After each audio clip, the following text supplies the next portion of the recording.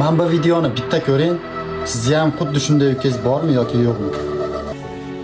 Bir mayizda unga emas, menga bo'ladigan onam bo'lganda.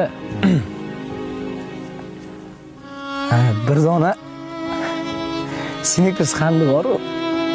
Ishqilib.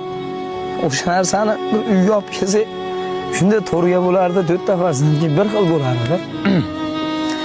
Haligini hozirgacha esimdan chiqarmayman, hech kimdan kam qilishmagan uydagilar masalan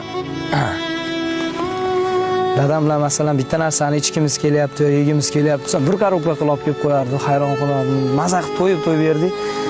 Onamlar ham tashqaridan bir ishdan qaytayotganda o'sha narsani ham bir Snickersda nima deydi, bir 4 ta olsa bo'ladi-da, 4 ta o'g'ilga arzimagan pul. Bir oqibatda yanada yaqinlashtirmoqchi bo'lganmi bilmadim, bir dona shokoladni shu 4 ga bo'lib berardi.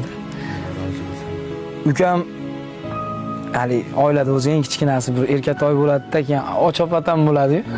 Bitta narsani sal ortiqcha yeyish kerak boshqa. Lekin meni ukam kenjamiz unaqa bo'lmaganda, haligi 4 ta Snickersni masalan 4 ga shunday bo'lib bersa, kichkina bo'lmasin, bo'lib bersa o'zinikini shunday olardi, men aka siz yeyin derdi-da. Haligi narsa hozirgacha esimdan chiqmaydi. Jon uka, senga dunyoda olib beray nimani?